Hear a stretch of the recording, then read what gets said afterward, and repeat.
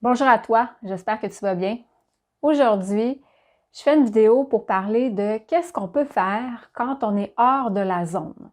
Comment est-ce qu'on fait? Des fois, on sait qu'on n'est pas dans la zone, mais on ne sait pas comment revenir, on ne sait pas exactement qu'est-ce qui se passe. Donc, si on ne trouve pas ce qui se passe, c'est difficile de trouver des solutions pour être capable de revenir dans le flow. Et pourquoi est-ce que j'en parle? Dans les dernières semaines, je me suis fait poser la question quelques fois.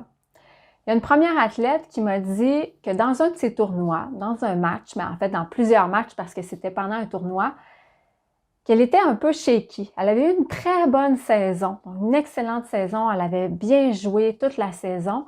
Et lors de son dernier tournoi, ça a été plus difficile. Donc, elle était un peu plus hésitante.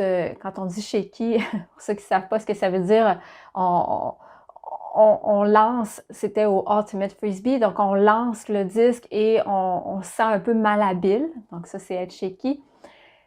On fait des erreurs, mais on ne sait pas exactement pourquoi. On vit du stress, il y a toutes sortes de pensées qui viennent dans notre tête, mais pourtant, on joue contre une équipe qui n'est pas si forte que ça. Il n'y a pas tellement de pression, il n'y a pas un gros enjeu durant le match, mais on se sent quand même hors de notre zone.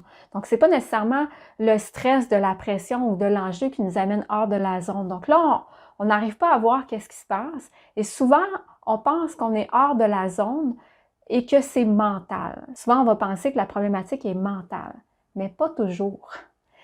En fait, ce que j'ai posé comme question à l'athlète qui m'expliquait sa situation, je lui ai demandé, est-ce que tu penses que tu as eu des pensées, des émotions qui ont amené ton corps a moins bien performé, que tu as senti que tu avais moins de précision dans ton exécution, tu fais des erreurs techniques à cause de ça. Donc, est-ce que tu as senti un certain stress mental, toutes sortes de pensées négatives qui ont amené ton corps à avoir plus de difficultés à bien performer?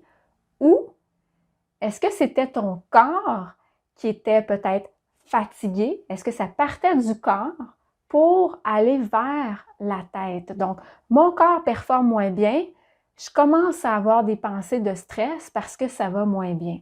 Ça peut aller dans un sens ou dans l'autre. Ça peut partir des pensées puis aller dans le corps puis dans la performance. Ça peut partir de la performance puis aller au niveau des pensées puis même éventuellement des émotions. En discutant avec l'athlète, on a réalisé qu'il y avait eu une bonne charge d'entraînement dans les semaines, dans les mois qui ont précédé la compétition. Et ce qui arrive, c'est que dans notre corps, on a notre système nerveux. C'est notre système nerveux qui nous permet de performer. Et notre système nerveux, il y a deux branches à notre système nerveux. On a notre système nerveux sympathique et le système nerveux parasympathique. Le système nerveux sympathique, il nous permet d'être dans l'action, il nous active. C'est comme ça qu'on devient éveillé, qu'on devient stimulé. Ça, c'est notre système nerveux sympathique qui est en activité. Quand notre système nerveux parasympathique est éveillé, quand c'est lui qui fonctionne, on est plus en état de récupération. On est en état de repos. On appelle ça rest and digest en anglais, donc repos et digestion, parce que là, notre corps est capable de digérer, notre corps est capable d'établir, de démarrer certains processus qui ne peut pas démarrer quand on est dans notre système nerveux sympathique parce qu'il a besoin d'énergie pour autre chose. Donc, généralement, le système nerveux sympathique s'active quand il y a une stimulation. Habituellement, chez les animaux, par exemple, on va dire que c'est une menace ou un danger, ce qu'on perçoit comme un certain stress. Ça peut être un stress positif ou un stress négatif, mais quand il y a un stress, notre système nerveux sympathique s'active, notre fréquence cardiaque accélère, la circulation sanguine accélère, ça produit de la chaleur, puis ça prépare le corps à réagir, ça prépare le corps à entrer dans l'action. Le système nerveux parasympathique, lui, permet de reposer, de récupérer pour être capable après ça de repartir, de redémarrer quand il va y avoir un nouveau stress. Mais ce qui arrive, c'est que quand on s'entraîne beaucoup, si on ne dort pas beaucoup, par exemple, si on est constamment en déplacement, si on a plusieurs pratiques par semaine, il est possible que notre système nerveux sympathique soit activé plus souvent et plus longtemps que notre système nerveux parasympathique. Donc, ce qui se passe, c'est que notre corps utilise beaucoup d'énergie, mais il n'y a pas suffisamment de temps pour récupérer.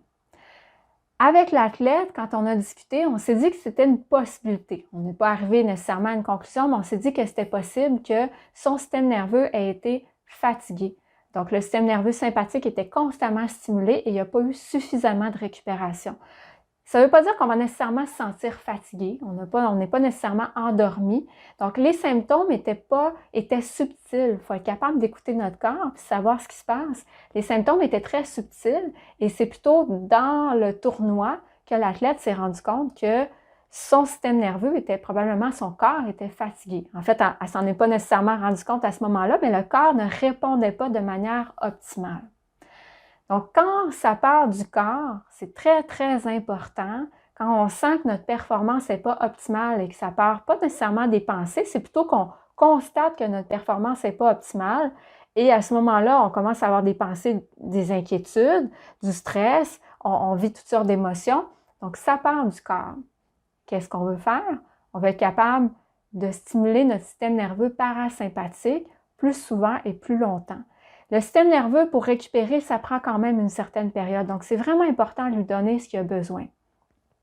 Et je disais au début de la vidéo que j'avais 2 athlètes qui m'avaient posé la question. En fait, le deuxième athlète me disait qu'il avait de la difficulté à se concentrer dans ses pratiques, à l'entraînement, qu'il avait tendance à être un peu confus des fois. Il ne savait pas nécessairement quelle décision prendre sur le terrain et que quand il écoutait les explications, il ne comprenait pas toujours tout ou ça prenait du temps avant que le processus se fasse dans sa tête. Puis en discutant, ce n'était pas nécessairement un problème de concentration, mais on a réalisé que en ce moment, il y a plus de chaleur dehors, donc on ne buvait pas suffisamment d'eau, il n'y avait pas assez d'hydratation, on oubliait de manger à certains moments où on ne mangeait peut-être pas suffisamment. Et encore une fois, qu'est-ce qui se passe? Mon système ne peut pas récupérer. Donc, ce n'est pas toujours mental. À certains moments, ça devient mental, mais ça part du corps. Alors, très important de prendre soin de notre système nerveux. Et comment est-ce qu'on peut faire ça? On peut travailler, on peut entraîner la cohérence cardiaque. Parce que la cohérence cardiaque, ce que ça fait, c'est qu'en fait, on peut entraîner notre respiration. La cohérence cardiaque, quand on prend la technique 3-6-5, 3 fois par jour, 6 respirations par minute, donc inspiration 5 secondes, expiration 5 secondes, et on fait ça pendant 5 minutes, 3 fois par jour. Donc, avec la technique de respiration 3-6-5, on va équilibrer notre système nerveux sympathique et notre système nerveux parasympathique. Parce que quand on inspire, on active le système nerveux sympathique, celui qui est lié à l'action, et quand on expire, on active notre système nerveux parasympathique, celui qui est lié au repos et à la récupération. Donc, si je me sens très, très stressée à certains moments, qu'est-ce que je veux faire? Je veux expirer plus longtemps que j'inspire parce que l'expiration m'amène dans mon système nerveux parasympathique, celui qui va me calmer.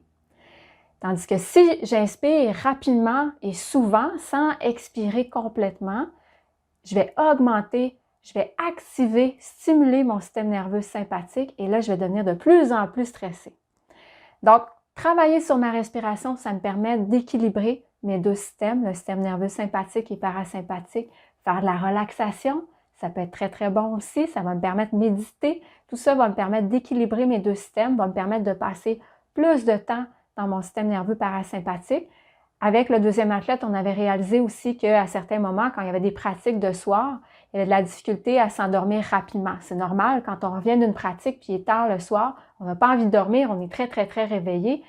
Donc, pratiquer la relaxation, ça va nous permettre d'avoir plus, de s'endormir plus rapidement, donc d'être capable d'avoir plus d'heures de sommeil pour récupérer.